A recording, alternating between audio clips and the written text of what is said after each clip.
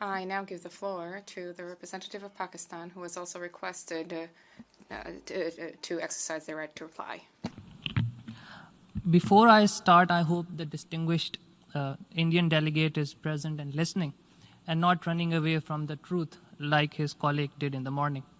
Mr. President, the Nazis are often credited with perfecting the art of concocting lies and peddling false propaganda. But listening to the Indian representative today, even the Nazis would acknowledge that the mantle has now shifted to their BJP RSS acolytes. The Indian right of reply was another shameful attempt to deflect attention from the real issues. India, however, will not be able to escape accountability for its crimes. In his statement today, the Prime Minister of Pakistan shed a spotlight on Mr. Modi's India, which is defined by its oppressive and brutal occupation of the land and resources of Jammu and Kashmir, the egregious human rights violations of the Kashmiri people, the deliberate promotion of the supremacist Hindutva ideology to suppress and marginalize India's minority communities, including millions of Muslims, the expansionist Indian designs against Pakistan and all other neighbors of India, and the avowed aim of New Delhi to act as a regional bully. These are all objective realities, Mr. President, not partisan facts. As India's descent into a fascist state accelerates, the projections which my Prime Minister made last year of the imminent disaster being fueled by the BJP RSS policies are being confirmed now by their brutal actions. We need to look no further than Shaheen Bagh, a Muslim-majority neighborhood of Delhi. As peaceful protesters, mainly Muslim women, took to the streets in February against the discriminatory anti-citizenship laws enacted by the BJP RSS regime, Hindu zealots perpetrated a well-organized and orchestrated pogrom of Muslims in order to teach the traitors a lesson. Countless Muslims were killed, their homes burned, their properties looted, their places of worship desecrated, all with connivance and complicity of the Indian state. The charged streets, Mr. President, of Delhi not only exposed the Hindutva ideology in all its intolerant glory, they also manifested the trusted method that the Hindu extremists have resorted to from Gujarat in 2002 to Delhi in 2020 to address the Muslim menace, just like a certain Mr. Golwalkar, one of the ideologues of the RSS and the revered Guruji of Mr. Modi had instructed. Mr. President, it's no secret that the architects of the Gujarat massacre were also the masterminds of the Delhi pogrom.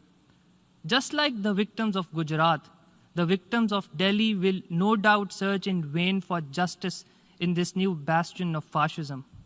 Meanwhile, the perpetrators of these crimes will continue to enjoy impunity and will be encouraged to spill more Muslim blood to further consolidate their hold on power and to eliminate all vestiges of India's Islamic heritage by destroying its grand mosques and monuments, just like they did with the Babri Masjid, and an attempt to change India's history by obliterating the 1,000 years of Muslim civilization and culture.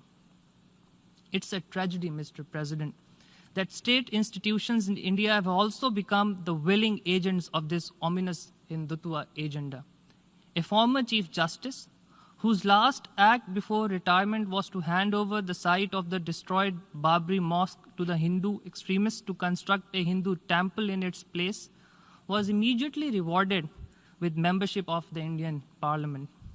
Mr. President, in Jammu and Kashmir, India has no other claim than that of a military occupier.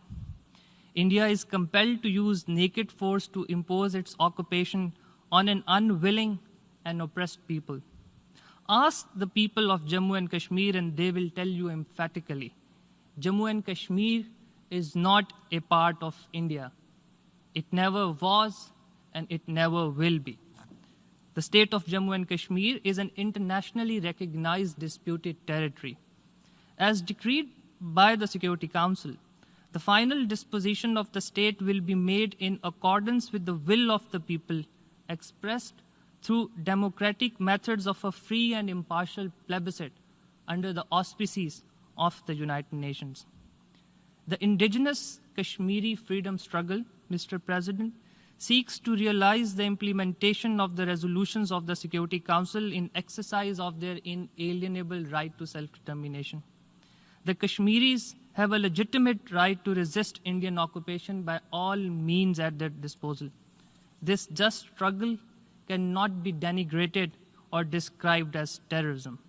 It is the occupying state which is guilty of terrorism against the occupied people. Like all oppressors, India continues to believe that it can subdue the legitimate Kashmiri resistance through brute force. In its playbook, the alternative to suppression is even more suppression.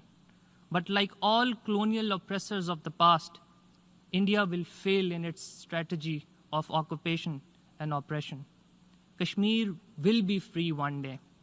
This is not only a lesson of history, it is also an imperative of justice, Mr. President. As Martin Luther King famously said, the arc of the moral universe is long, but it bends towards justice. The Kashmiris are not alone in their just struggle. The people of Pakistan, people of the Islamic world, and indeed all freedom-loving people of the world are with the valiant people of Indian-occupied Jammu and Kashmir. Mr. President, we do concede that India knows a lot about terrorism. It is, to use a popular expression, the mothership of terrorism which holds a patent over state sponsorship of terror. India has used terrorism against each of its neighbors, against its own people, and against the innocent people of Indian-occupied Jammu and Kashmir. India is actively involved in orchestrating, financing, and providing logistical support to terrorist organizations like TTP and JUA to target Pakistan from across borders. It has hired and organized criminal groups located across our western border to conduct terrorist attacks in Pakistan, especially to disrupt the development of the western and southern regions of my country. Commander Kulbhushan Yadav, an Indian intelligence agent captured by Pakistan, has confessed that he was organizing and supporting these criminal groups to perpetrate terrorism in Pakistan. Pakistan and our entire region faces Hindutva terrorism as well, Mr. President. The BJP RSS extremists continue to espouse the fiction of Akhand Bharat or Greater India, which represents their desire for a unified subcontinent dominated by the Hindu religion, where minorities either convert to Hinduism or become second-class citizens.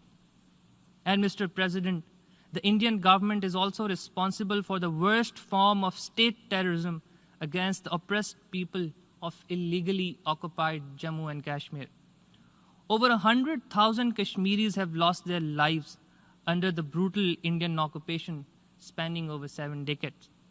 Not one Indian soldier has been punished for crimes against humanity and these atrocities.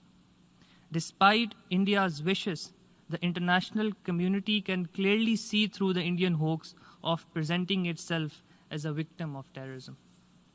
Mr. President, we must confront and defeat terrorism in all its forms and manifestations.